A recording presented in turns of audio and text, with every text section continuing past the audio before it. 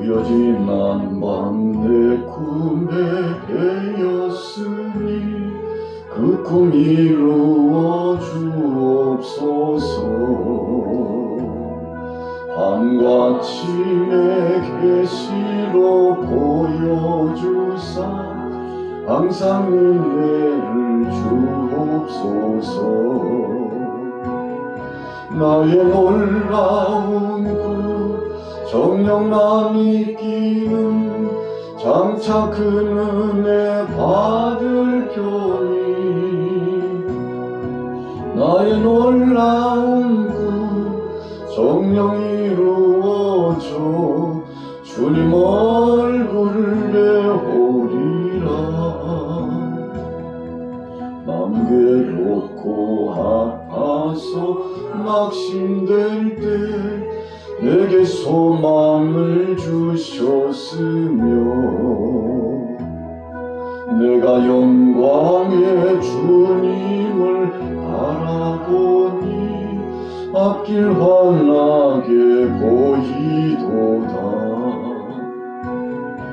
나의 놀라운 꿈 정령남이 끼는 장차 그 은혜 받을 편이 나의 놀라운 꿈 정령 이루어져 주님 얼굴을 배우리라. 세상 풍조는 나날이 변하여도 나는 내 믿음 지키리니 인생 살다가 죽음이 꿈 같으나 오직 내 꿈은 잠되리라. 나의 놀라운 그 정령남이 끼는 장차 그 은혜 받을 편이 나의 놀라운 꿈 정령 이루어져 주님 얼굴을 배우리라. 오늘 아침에는 출애굽기 30장 말씀을 통해서 성소와 뜰에서 주요한 사역에 대하여 분향할 제단과 또 봉사에 쓰게 되는 속전의 의미와 놋 물두멍과 거룩한 향기름, 거룩한 향 등 성소와 뜰에서 선용하고 하나님 앞에 봉사할 것에 대한 주요한 내용에 대해서 말씀하고 있습니다. 자, 첫 번째로 생각할 것은 분향할 제단에 대한 것입니다. 우리가 성소의 사역 가운데서 분향할 제단이 매우 중요합니다.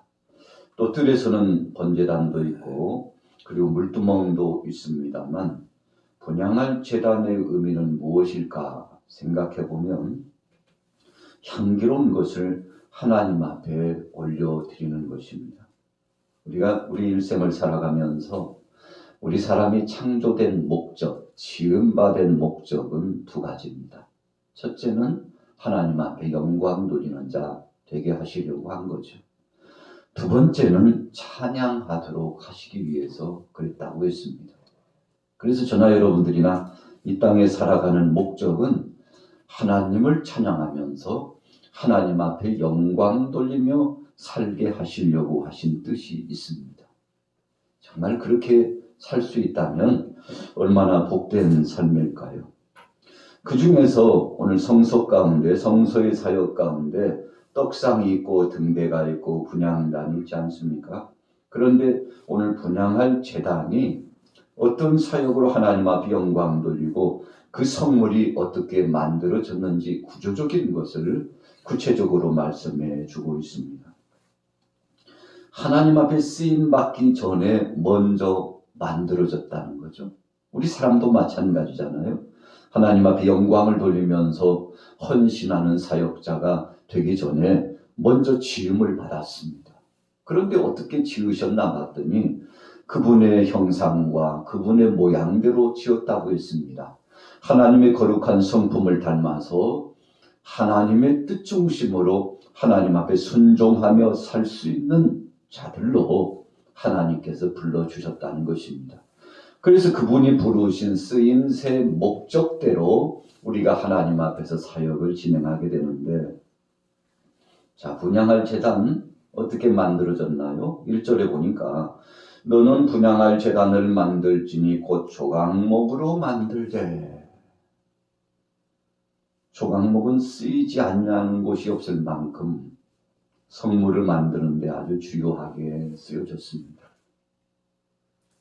어찌 보면 보잘것없고 어찌 보면 쓰임새가 좀 빈약합니다. 정말 쓰일 수 있을까? 목수라면 이 조각목을 잘 선택하지는 않습니다. 일하기가 불편하거든요. 이 모양 저 모양 다듬어야 될 것도 많고 손이 많이 갑니다. 그런데 하나님께서는 팔레스타인 지역에서 이 조각목을 가지고 선물을 만드는데 기묘하게 쓰이도록 그렇게 해 주셨다는 것입니다. 반복적인 말씀입니다만 사실상 표면적으로 볼 때 쓰이기에 부적합한 그런 제목인데 하나님께서 그럼에도 불구하고 써주셨다는 것이죠. 왜 그렇습니까? 바로 이 조각목에 있어서도 불편한 점도 있지만 장점도 많이 있기 때문에 그렇습니다. 그래서 우리가 하나님 앞에 부름받아 쓰임을 받을 때에는 저나 여러분들이나 하나님께서 쓰이기에 합당할 만한 이 모양 저 모양 쓰임새 모양이 있기 때문에 쓰시는 거 아니겠습니까? 그래서 지으신 그분에게 지음을 받은 자가 이러쿵 저러쿵 하는 것은 그분의 뜻을 거스리고 월권하는 것이다 라고까지 말씀하지 않았습니까? 자, 조각목이 하나님의 분향할 제단을 만드는 데 쓰였습니다. 그 규격을 보면은 그렇게 크지 않았어요. 길이가 한 규빗, 우리가 한 규빗은 45.5, 약 50cm 정도 되죠. 너비가 한 규빗, 네모가 반듯하고 높이는 뒤규빗, 그러니까 뭐 그냥 상자 정도, 약간은 좀 작은 것 같기도 하고 큰 것 같기도 하고 아담한 상자 정도 되는 모양으로 분향할 제단을 만들었다는 것입니다. 그러나 모양새는 작지만 하나님 앞에 영광 돌리면서 분향하게 될 향기로운 것을 하나님 앞에 올려드리는 데는 그 쓰임새 그 과정에 부족함이 없었습니다. 철저하게 그 식양과 그 모양까지도 하나님께서 명령하신 대로 그대로 따랐다는 것이죠. 거기다가 3절에 보니까 순금으로 싸주고 그랬어요. 왜 순금으로 쌌습니까? 이것은 귀하다는 표징입니다. 그 보기에는 보잘것없지만 하나님 앞에 쓰이는 성물이 되고 하나님 앞에 영광 돌리는 분향할 제단이 되는데 순금으로 싸서 고급스럽게 하고 그리고 귀중품임을 알리고 또 더 나아가서 그 쓰임새 과정 속에 추호도 부족함이 없도록 했다는 거죠. 우리가 뭐 예나 지금이나 금은 아주 귀하게 쓰이잖아요. 그래서 욥도 그의 신앙의 일대기 가운데 하나님이 얼마나 자기 자신을 단련시켰는지 정금같이 나오리라 그랬어요. 정금, 순금이라는 것이거든요. 순수한 금입니다. 불순물이 섞여지지 않았다는 것입니다. 시간이 지나고 과정을 걸치고 그 당시는 잘 몰랐는데 정말 순금같이 되었다는 것은 환난과 고통을 경험했으나 정말 말도 안 되는 환난과 고통을 경험했잖아요. 사탄이 앞잡이가 돼가지고 욥을 흔들어 보았지만 그는 시험의 무대를 이겨나갔습니다. 그래서 아주 귀한 제목으로 그가 과정 중에 다 잃어버린 것 같고 파산하는 배처럼 되었지만 그의 말년에 늙으려게 하나님께서 갑절로 다 채워주셨는데 그 이유가 무엇일까요?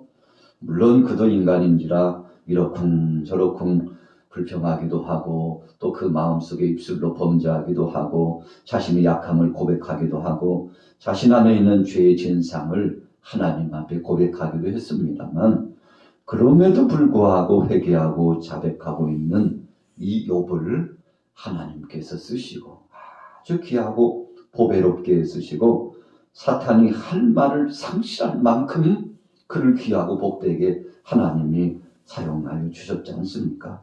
다 갑절로 주셨어요. 그래서 주위 사람들로 하여금 하나님은 살아계시다는 사실을 실질적으로 간증할 수 있는 과정을 경험하도록 했죠. 욥은 간증을 하고 주위 사람들은 하나님이 참 이렇게도 역사하시는 거구나 하고는요, 또 다른 이면에서 하나님의 섭리를 깨달았죠. 그래서 우리가 어려움을 만나면 욥기서를 많이 읽지 않습니까? 순환과 고통을 당해도 또 정말 억울함과 괴로움 가운데 젖어도 욥기서를 읽으면서 그 말씀 속에 묵시적으로 하나님이 주시는 섭리를 깨닫게 되지 않습니까?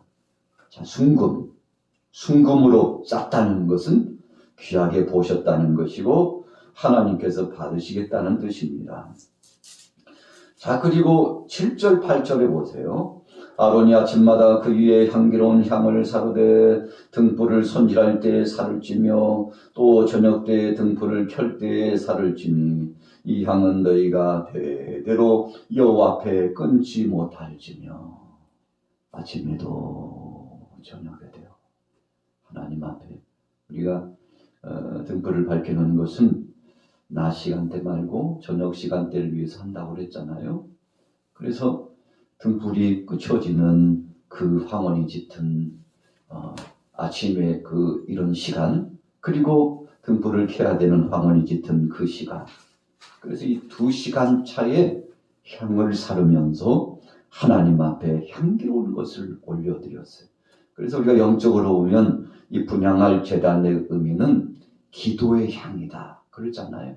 우리가 하나님 앞에 나와서 오늘 이 아침처럼 간절히 기도하는 것은 마치 분향할 제단에서 제사장이 그 향을 아침으로 저녁으로 올려드리는 것처럼 우리가 하나님 앞에 올리는 시간이라고 그러지 않습니까? 그래서 요한계시록에도 보면 이 향기로운 것을 하나님 앞에 올려드리는 천군 천사들의 하나님을 향한 순전한 사역들이 나타나고 또 하나님의 백성들이 주님 앞에 영광 돌리면서 가장 최고의 것을 헌신하는 이야기가 나오지 않습니까? 하나님이 받으시는 겁니다.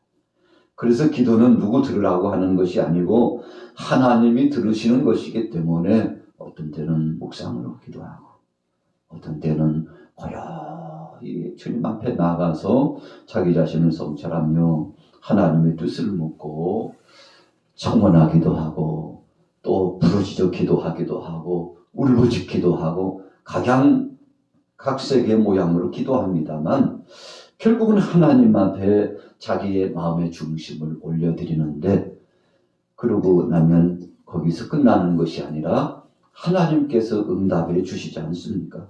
그래서 올라가고 내려오는 법칙, 이것이 예배의 기본 아닙니까? 우리가 계속 기도를 올려드려요. 찬송을 올려드려요. 헌물을 올려드려요. 그러면 하나님께서 말씀을 내려주시고 그리고는 기도에 응답하시고 복을 내려주시고, 여러분 그래서 예배의 중요한 요소의 3요소는 기도가 있고 찬송이 있고 말씀이 있어요. 그래서 예배를 구성하는 데 있어서 기도를 빼놓지 않습니다. 어떤 때는 대표 기도를 하고 합심 기도를 하고 기도를 빼놓지 않아요. 기도가 없는 것은 예배가 아닙니다. 여러분, 그리고 또 더 나아가서 하나님 앞에 나가서 생명의 그 말씀을 받자온데 마치 소낙비가 내려질 때, 여러분 소낙비라는 것은 참 기묘한 시즌에 여름에요 정말 비가 필요할 때 많이 내려요. 겨울철에는 소낙비가 내리는 예가 그리 많지 않습니다. 거의 없죠. 여러분 필요한 곳에 적재적소에 소낙비를 내려주시는데 말씀의 능력이 그렇게 임한다는 것입니다. 그리고는 주님 앞에 헌물을 올려드리고 감사하고 감격하고 이 예배의 3요소를 통해서 하나님 앞에 영광을 돌리는 것입니다. 그래서 성서에 보면 분향할 제단이 있고 떡상이 있고 등대가 있다는 사실을 우리가 기억하면서 하나님 앞에 영광 돌리죠. 자, 8절에 다시 말씀을 보면 또 저녁 때에 등불을 켤 때에 살을 지니 이 향은 너희가 대대로 여호와 앞에 끊지 못할지며. 그러면 끊지 못할 것입니다. 하나님 앞에 끊임없이 이 사역을 중단하고 영광 돌리는데 우리가 이 시대에는 영적인 의미를 가지고 성막의 모양을 다시 한번 재해석하게 되지 않습니까? 자, 두 번째는 무엇일까요? 11절부터 보면 회막의 봉사에 쓰는 속전입니다. 이 생명의 속전이라고도 하는데요.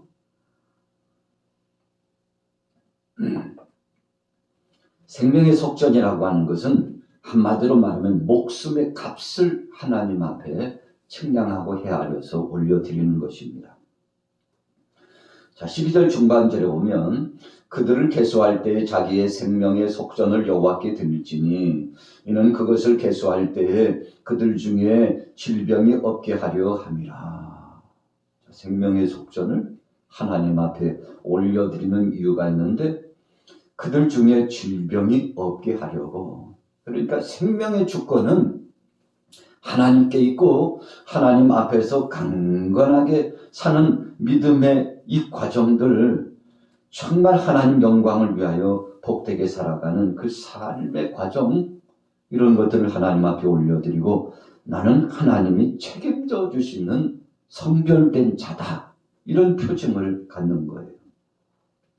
자, 반세겔이라면 요즘 돈으로 말하면 한 10만 원 정도 됩니다.